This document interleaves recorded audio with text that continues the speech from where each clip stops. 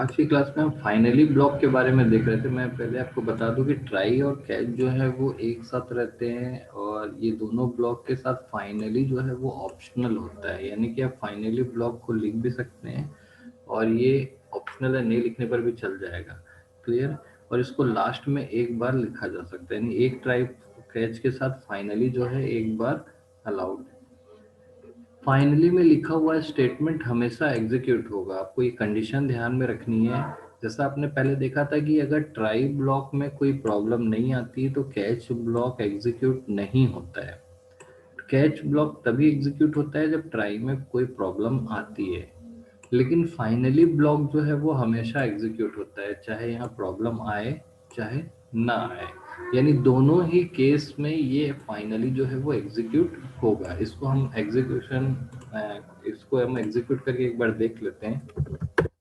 मैं इसको फिर से कंपाइल कर लेता हूँ। अब देखिए, नॉर्मल एग्जीक्यूशन 8 और 2 देने पर बिल्कुल नॉर्मल एग्जीक्यूशन है, तो फाइनली ब्लॉक यहाँ पर जो बाय लिखा हुआ है वो फाइनली ब्लॉक में था, वो एग्जीक्यूट हो गया है। जबकि दूसरा मैं नॉर्मल एग्जीक्यूशन करता हूँ तो भी बाय वाला जो है वो एग्जीक्यूट हो गया है। तीसरा जो है मैं एक्सेप्शन यहाँ पर लाने वाला हूँ 8 और 0 दे करके।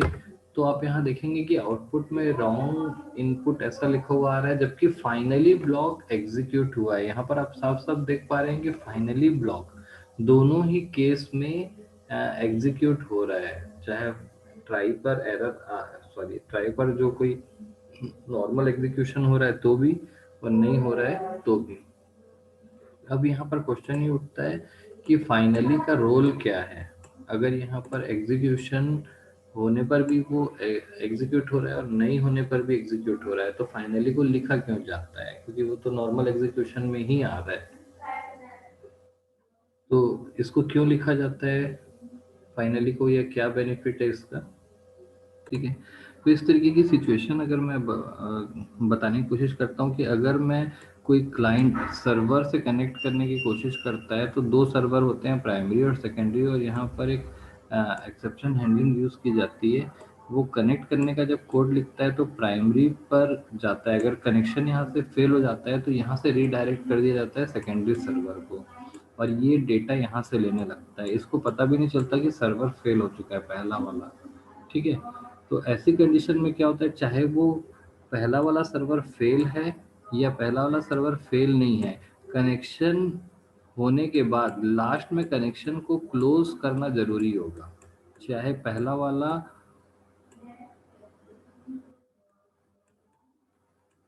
चाहे पहला वाला कनेक्ट हुआ या नहीं हुआ। पहला वाला नहीं हुआ तो सेकंड वाला हुआ है, तो कनेक्शन तो क्लोज करना ही पड़ेगा, तभी नेक्स्ट टाइम पर वो दूसरे से कनेक्ट हो पाएगा। यानी कनेक्शन जब ओपन होता है उसके बाद उसको क्लोज करना होता है। अगर कनेक्शन ओपन ही हमने छोड़ दिया है तो वो रिसोर्स बिजी रहता है हमेशा, और सर्वर जो है उसके पास एक रिसोर्स जो है वो बिजी रहेगा। साथ ही साथ जैसे मैं बोलता हूँ कि यहाँ पर हमारे पास ये, इसका एक एग्जांपल लेते हैं कि अगर मान लीजिए एटीएम में कोई गया और एटीएम से अगर उसके पास विड्रॉल हो रहा है, उसका पैसा निकल गया या नहीं निकला, दोनों ही कंडीशन में उसको एटीएम से बाहर निकलना है थोड़ी देर के बाद। अगर वो पैसा नहीं निकल रहा है और वो एटीएम के अंदर ही यहाँ पे रुका हुआ है तो पीछे यहाँ पे लाइन लग जाएगी।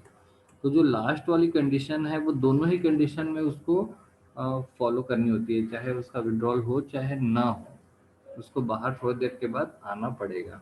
तो इस तरीके के जितने भी स्टेटमेंट होते हैं, जैसे फाइल मैंने ओपन की है और आगे का प्रोसेस करते के बीच में एक्सेप्शन आ गया, जैसे फाइल कॉपी हो रही है और बीच में एक्सेप्शन आ गया, तो फाइल कॉपी हो रही होती है तो बीच में लास्ट में उसको क्लोज करना जरूरी हो जाता है, नहीं तो नेक्स्ट टाइम उसको फिर दूसरा कोई प्रोग्राम कॉपी नहीं कर पाएगा। जब तक वो फाइल क्लोज नहीं होगी तब तक दूसरा कोई प्रोग्राम उसको कॉपी नहीं हो पाएगा, तो वो रिसोर्स बिजी रहता है। क्लियर है? तो ऐसे सारे कोड जो है फाइनली ब्लॉक में लिखे जाते हैं, इसलिए फाइनली ब्लॉक दोनों ही कंडीशन में एग्जीक्यूट होता है। यहाँ पर साथ ही साथ हमने यहाँ पर एक कीवर्ड और देख रखा है, थ्रो नाम का कीवर्ड। ये किस काम आता है ये भी देख लेते हैं हम साथ ही साथ। थ्रो का काम होता है हमारे यूजर डिफाइंड एक्सेप्शन को थ्रो करना। यानी कोई एक्सेप्शन एक्टिव तब होगा जब उसे थ्रो किया जाता है। अभी आपने जो यहाँ पर देख रखा है कि इस कोड में यहाँ पर एक्सेप्शन आया था, थ्रो होता है एक्सेप्शन, उस एक्सेप्शन को यहाँ पर कैच करके वो हैंडल किया जाता है।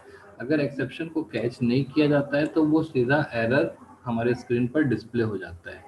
यानी एक्सेप्शन थ्रो होने के बाद उसे कैच कर लेने पर एरर नहीं आता है। अगर हम कैच नहीं करते हैं तो वो सीधा एरर जनरेट करता है और हमारा जो प्रोग्राम है वो क्रैश हो जाता है।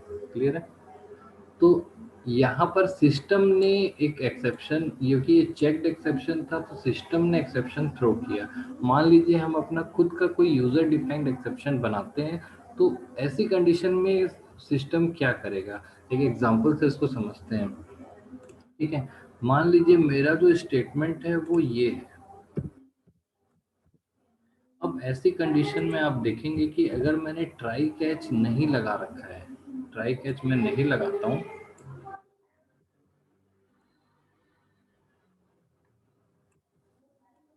तो देखिए मैंने यहाँ पर b की जो वैल्यू है वो ज़ीरो नहीं, मैंने b की वैल्यू ज़ीरो नहीं लूँगा, उसके बावजूद भी यहाँ पर आपको एक्सेप्शन आ जाएगा। यानी यूज़र को पता नहीं होता है अंदर क्या कैलकुलेशन हो रहे हैं।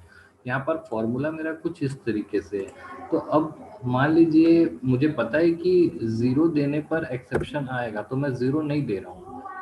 मेरा एग्जीक्यूशन है, मैंने दिया 8 और दिया 4, नॉर्मल एग्जीक्यूशन हुआ। 8 और 4 देने पर 4 और बाय आया। मैं क्लियर स्क्रीन कर देता हूँ। मुझे पता है कि 0 देने पर एक्सेप्शन आएगा या एरर आएगा, फिर भी मैं 0 नहीं दे रहा हूँ, मैं देता हूँ 8 और 2। मैंने सोचा भी नहीं है कि 2 पर भी एक्सेप्शन आ जाएगा। क्यों? क्योंकि अंदर क्या फॉर्मूला लगा है मुझे नहीं पता। यहाँ पे फॉर्मूला लगा हुआ है b-2। अब ऐसी कंडीशन में देखिए जो मैंने 2 दिया है वो बी में से माइनस हो जाएगा और बी की वैल्यू मैंने 2 दे दी है, तो यहाँ पर एक्सेप्शन आ जाएगा, जबकि मैंने 0 नहीं दिया। ये देखिए डिवाइड बाय 0 एक्सेप्शन आ गया, क्योंकि मैंने जो b की वैल्यू है 2 दे दी है और फॉर्मूला में पुट करने से किसी न किसी वजह से वो डिवाइड बाय 0 एक्सेप्शन को थ्रो कर दिया है। क्लियर है? तो ऐसी कंडीशन में हम अपना खुद का भी एक्सेप्शन यहाँ पर बना सकते हैं। मैं यहाँ पर अपना खुद का एक्सेप्शन बना सकता हूँ और खुद का एक्सेप्शन बनाने के लिए हमको कुछ नहीं करना होता है, एक क्लास बनाना होता है। देखो ये डिवाइड बाई 2 वाला एक्सेप्शन है, तो हम इसको छोटा सा एक्सेप्शन बना करके देखते हैं। यूजर डिफाइंड एक्सेप्शन, खुद का हमारा बनाया हुआ एक्सेप्शन। मैं एक क्लास बनाऊंगा, इसका नाम लिखेंगे माई एक्सेप्शन। क्लास का नाम मैंने लिखा माई एक्सेप्शन। और आपको पता है कि इनहेरिट करने के लिए एक्सटेंड कीवर्ड का यूज करते हैं। जावा में एक्सेप्शन नाम की एक क्लास पहले से बनी हुई है। कोई भी क्लास अगर इसको इनहेरिट कर लेती है तो ये क्लास भी एक एक्सेप्शन बन जाती है। जैसे अभी हमने देखा था अरिथमेटिक एक्सेप्शन, यानी कि ये वाली जो क्लास है वो भी एक्सेप्शन को इनहेरिट की होगी। जो भी क्लास एक्सेप्शन क्लास को इनहेरिट करेगी तो वो एक्सेप्शन क्लास बन जाएगी और वो थ्रो होने लगेगी और उसके द्वारा फिर हम हैंडल करने लगेंगे एक्सेप्शंस को। तो माई एक्सेप्शन में को हैंडल करने के लिए मैं यहाँ पर कुछ स्टेटमेंट लिख सकता हूँ। जैसे मैं यहाँ पर रिटर्न, इसमें एक आपने जैसे पहले भी पढ़ा है कि एब्स्ट्रैक्ट मेथड होता है return to string.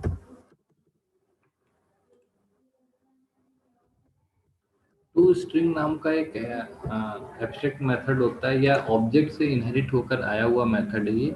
To string को हम ओवरराइड कर सकते हैं, यानी कि हम अपना यूजर डिफाइंड मैसेज यहाँ पर दे सकते हैं। तो यूजर डिफाइंड मैसेज हमने दे दिया। मैं यहाँ पर माई या इस तरीके से लिख देते हैं, this is user defined message है। और यहाँ पर मैं जानबूझ के कुछ इस तरीके से लिख देता हूँ ताकि आपको पता चले कि यूजर डिफाइंड मैसेज है, सिस्टम से जनरेट नहीं हो रहा बल्कि हम हमारा जनरेट किया हुआ मैसेज है। डिवाइड बाय, ठीक है, मैंने ये मैसेज जनरेट कर दिया और ये मैंने यूजर डिफाइंड एक्सेप्शन क्रिएट किया है। लेकिन ये यूजर डिफाइंड एक्सेप्शन तब तक एक्टिव नहीं होगा जब तक मैं इसको थ्रो नहीं करता हूँ। जब तक मैं इसे थ्रो नहीं करूँगा ये एक्टिव नहीं होगा। क्लियर? तो देखिए ये जो कोड है यहाँ पर मैं जब इसको रन करूंगा तो ये रन करने के बाद ये वाला एक्सेप्शन नहीं देगा, बल्कि अपना वो पुराना डिवाइड बाय जीरो वाला एक्सेप्शन ही देगा। तो स्ट्रिंग में यहाँ पर आ गया आपको आइडेंटिफायर। यहाँ पर हमारा जो टू स्ट्रिंग वाला था उसका सिंटेक्स कुछ इस तरीके से होगा, रिटर्न, ये मेथड होगा जब इसको कॉल करेंगे तो ये इस तरीके से हमको लिखा हुआ चीज रिटर्न कर देगा, स्ट्रिंग रिटर्न करता है ये। इसको कंपाइल करके देख लेते हैं और ये हमारा कंपाइल हो गया, लेकिन अभी ये वाला जो एक्सेप्शन हमने बनाया है ये अभी काम नहीं करेगा। हमारा जो एक्सेप्शन है वो वही आने वाला है। आप यहाँ पर देख पा रहे हैं कि अरिथमेटिक एक्सेप्शन ही आ रहा है। मैं चाहता हूँ यहाँ पर मेरा एक्सेप्शन आए, बनाया हुआ एक्सेप्शन आए।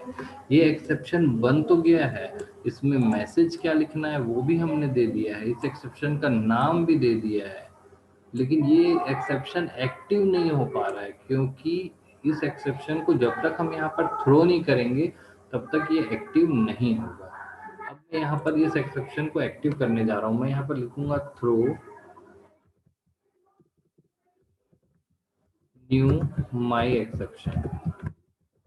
न्यू माई एक्सेप्शन लिखने से उसका ऑब्जेक्ट बनता है और थ्रो करने से वो एक्टिव हो जाता है। थ्रो करने से असल में ये चीज कॉल हो जाएगी और ये मैसेज आएगा। लेकिन आपको पता है कि थ्रो हम कब लिखेंगे, ये थ्रो कब करेंगे, यहाँ पर हम एक कंडीशन लगाएंगे, इफ बी की वैल्यू अगर 2 के इक्वल होगी तब थ्रो होगा, अदरवाइज वो हमेशा एग्जीक्यूट हो जाएगा और एरर देने लगेगा। क्लियर है? तो यहाँ पर हमने एक कंडीशन लिख दी है, थ्रू अगर बी की वैल्यू 2 हो जाती है, क्योंकि यूजर को तो स्क्रीन पर नहीं दिख रहा है कि फॉर्मूला क्या लगा हुआ है, तो बी की वैल्यू अगर 2 हो जाती है तो वो एक्सेप्शन थ्रो करेगा और उसको हैंडल करके फिर उसको हम आगे रोक सकते हैं एरर आने से। क्लियर है? अब देखते हैं यहाँ पर क्या होता है। सबसे पहले मैं दोबारा कंपाइल करता हूँ और यहाँ पर एक और प्रॉब्लम आने वाली है कि जब भी आप अपने कोड में थ्रो लिख देते हो तो थ्रो लिखने की वजह से जावा उसको कंपाइल ही नहीं करता है, क्योंकि उसको पता है कि वहां पर जानबूझ के एक्सेप्शन दिया जाता है। तो इस तरीके से देखिए अनरिपोर्टेड एक्सेप्शन ये थ्रो को ये रोक रोक देगा। वो बोलेगा कि आपने थ्रो लिखा है तो ट्राई कैच लिखिए या फिर थ्रोज लिख करके उसको इग्नोर करिए। तो इसका मतलब ये है कि अगर मैं यहाँ पर ट्राई कैच नहीं लिखूंगा तो वो मुझे काम करने ही नहीं देगा। मैंने यहाँ पे लिखा ट्राई और लिखा कैच। अब यहाँ पर मैं लिखूंगा माई एक्सेप्शन। आप देखिए मैंने यहाँ पर अपना खुद का एक्सेप्शन जो बनाया है उसको लिख रहे हैं हम लोग, और कैच में हम लोग यहाँ पर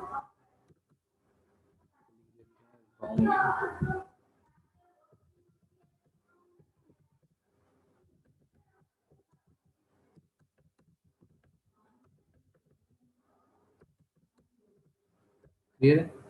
तो इस तरीके से हमने ट्राई कैच का तो सिंटेक्स वही पुराना वाला है, केवल हमने यहाँ पर अपना खुद का नया एक्सेप्शन बनाया, डिवाइड बाई 2 वाला एक्सेप्शन बनाया।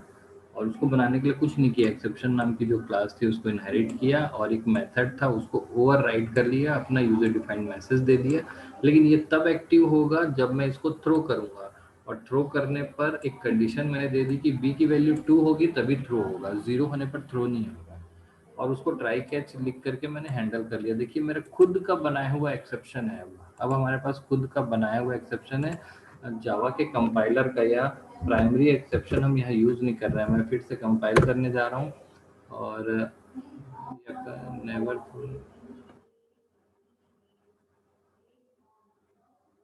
क्लियर माई एक्सेप्शन, इसको थ्रोज एक्सेप्शन।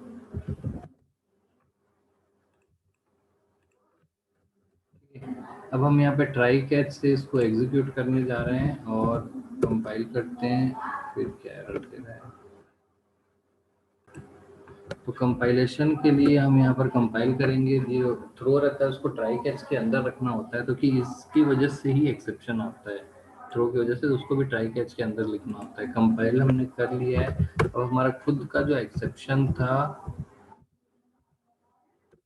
वो यहाँ पर आने वाला है। अगर मैं 8 और 4 देता हूँ तो बिल्कुल नॉर्मल एग्जीक्यूशन होने वाला है। 8 और 4 में बिल्कुल भी एक्सेप्शन नहीं आएगा, तो कोई भी प्रॉब्लम नहीं है। आउटपुट में 4 और बाय आ गया है।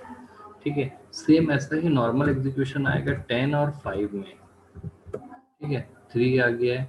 सेम ऐसा ही नॉर्मल एग्जीक्यूशन आएगा 8 और 0 में, क्योंकि अब जीरो देने पर डिवाइड जीरो से नहीं हो रहा है बल्कि -2 हो जाएगा वहां पर।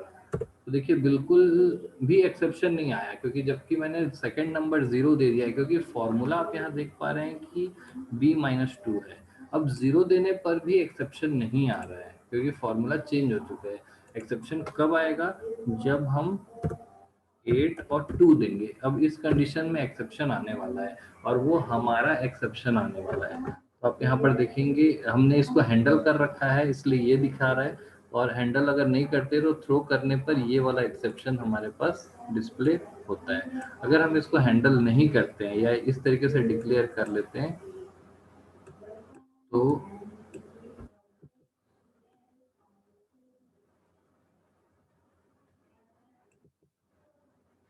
जो हमारा एक्सेप्शन आएगा वो कैसा रहेगा?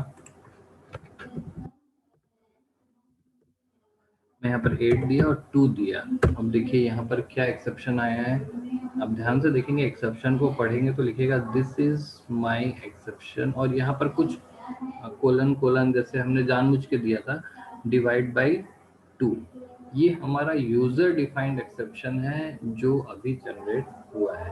तो सीधी सी 100 बात की एक बात कि हम अपना खुद का भी एक्सेप्शन यहाँ पर बना सकते हैं। खुद का एक्सेप्शन बनाने के लिए कुछ भी नहीं करना होता है। एक्सेप्शन नाम की एक क्लास होती है, उसको इनहेरिट करना है, इस इस मेथड को ओवरराइड करना होता है, और अपना यूजर डिफाइंड मैसेज हम यहाँ पर दे सकते हैं रिटर्न स्टेटमेंट में। इसके बाद इस स्टेटमेंट को एक्टिव करने के लिए हमको थ्रो लिखना होता है, और उस एक्सेप्शन को थ्रो करने पर वो एक्सेप्शन यहाँ पर थ्रो हो जाता है। लेकिन थ्रो स्टेटमेंट लिखने के बाद उसको इग्नोर करने के लिए, अनरिपोर्टेड एक्सेप्शन को इग्नोर करने के लिए थ्रो एक्सेप्शन लिखना होता है। ये मेथड इग्नोर करता है।